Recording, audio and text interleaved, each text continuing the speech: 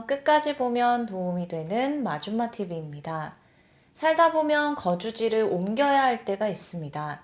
집을 구매해서 매매 계약을 체결하고 이사를 할 때도 있고, 전세, 월세 등 일정 기간 동안 계약을 맺고 이사를 진행할 때도 있는데요.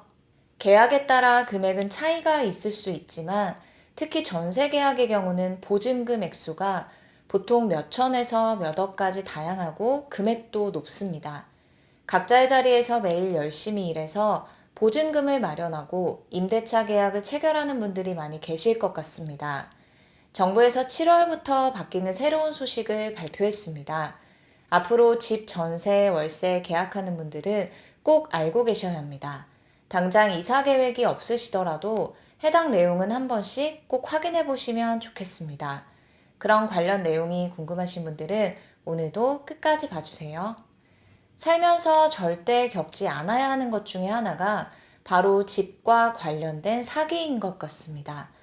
최근 부동산 전세 사기에 대해서 많이 들어보셨을 것 같습니다.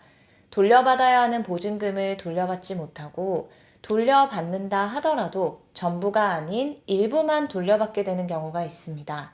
특히 깡통주택의 경우는 임대인이 무리하게 대출을 받아서 주택을 사들이고 집이 경매에 넘어가기라도 하면 보증금을 떼일 수 있고, 넘어가지 않더라도 집값이 전세 가격보다 하락하게 되면 돌려줄 수 있는 돈이 없다고 하면서 보증금을 받지 못할 수 있습니다. 보증금과 대출금의 총합이 집값의 80%를 넘는 집을 깡통주택이라고 하는데요. 너무 마음에 드는 집이라 할지라도 꼭 확인해야 할 게 있습니다. 전세 계약을 맺는 경우 매매가를 잘 알아보지 않는 경우가 있는데요.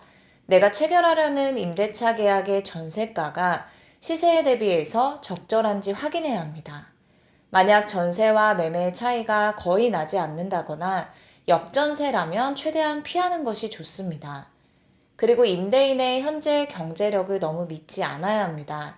실제로 집이 경매로 넘어가는 등 상황이 발생했을 때 그 누구도 보증금을 전부 돌려받을 수 있다고 장담할 수 없습니다. 보증보험 가입도 매우 중요한 부분인데요. 계약을 진행할 당시에는 보증금을 돌려받지 못할 수도 있다는 생각을 하지 않죠.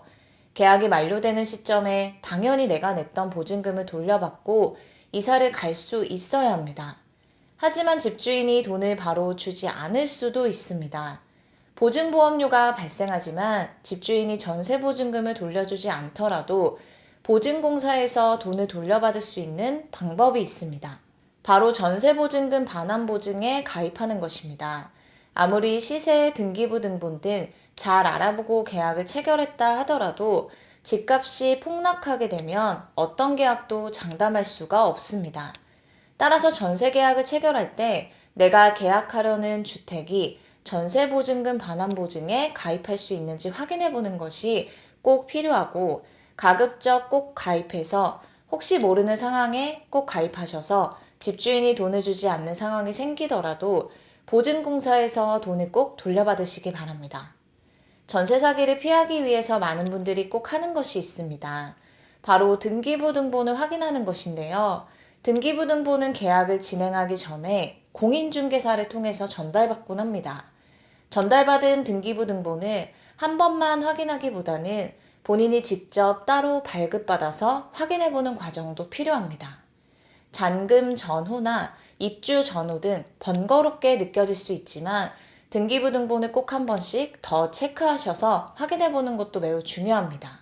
그리고 등기부 등본에 대해서 많은 분들이 잘 모르고 계신 부분들이 있는데요. 이렇게 자주 확인하는 등기부 등본도 위조가 가능하다는 것 알고 계셨나요? 실제로 몇 년 전 등기부 등본상 아무 문제가 없어서 은행 대출을 받고 거래를 진행했던 사건인데요. 전 집주인이 은행 대출을 모두 상환하지 않은 상태로 은행 서류를 위조해서 등기소에 제출한 다음 등기 근저당을 말소하여 근저당 설정이 없는 집으로 알고 구매한 사건입니다. 정상적인 부동산 거래라고 생각했지만 서류를 위조하여 등기부 등본이 위조된 것인데요. 이러한 상황이 발생했을 때 등기소에서는 법적으로 책임져 주지 않습니다. 우리나라는 등기부 등본의 법적 효력을 인정하고 있지 않습니다. 등기부 등본의 내용은 공시력은 있지만 공신력은 없습니다.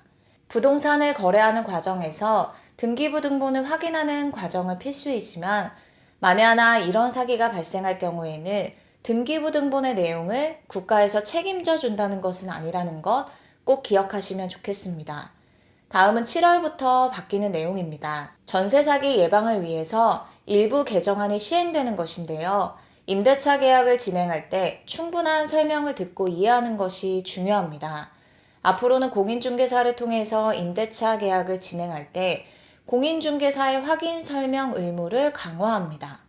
공인중개사는 거래 당사자에게 안전한 임대차 계약 중개를 위해서 임대인의 미납세금, 확정일자 부여 현황, 전입세대 등 선순위 권리관계와 소액 임차인 보호를 위한 최우선 변제권, 민간 임대주택의 임대보증금 보증제도 등 임차인 보호제도를 설명해야 하며 중개 대상물 확인 설명서를 작성하고 서명하여 거래 당사자에게 교부해야 합니다.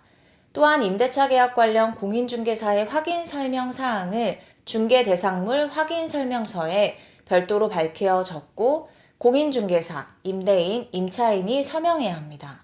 그리고 임대차 계약을 진행할 때 관리비 등도 꼼꼼하게 확인하는 것도 중요합니다.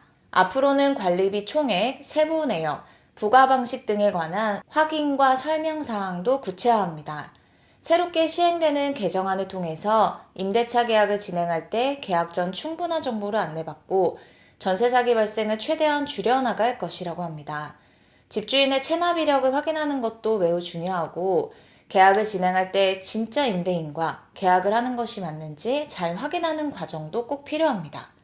가짜 임대인이 진짜 임대인의 인적 사항이나 위임장을 도용하고 위조하여 전세 계약을 체결하여 중간에서 보증금을 가로채는 사건도 실제로 발생하고 있기 때문입니다. 따라서 계약을 진행할 때 임대인의 신분증을 반드시 확인하고 등기부등본상 임대인과 일치하는지도 꼭 확인하시길 바랍니다.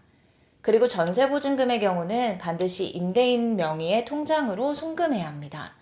그리고 계약서에 특약사항을 넣는 방법도 있습니다. 만에 하나 등기부등본이 사실과 달라서 문제가 생겼을 경우에 그 책임이 임대인에게 있다는 내용의 특약과 계약 체결일 다음 날까지 소유권 변경이나 근저당 설정 등의 행위를 하지 않기로 약속하는 특약사항입니다. 오늘은 많은 분들이 꼭 미리 잘 알고 계시면 도움이 되실 만한 임대차 계약 관련된 내용에 대해서 살펴봤습니다. 전세 사기 피해는 지금도 여전히 발생하고 있습니다. 영상을 보시는 모든 분들은 절대 피해 입지 않으시고 늘 안전하고 편안하게 지내시면 좋겠습니다. 오늘 영상도 끝까지 봐주셔서 정말 감사합니다. 구독과 좋아요, 알림 설정 꼭 부탁드립니다. 감사합니다.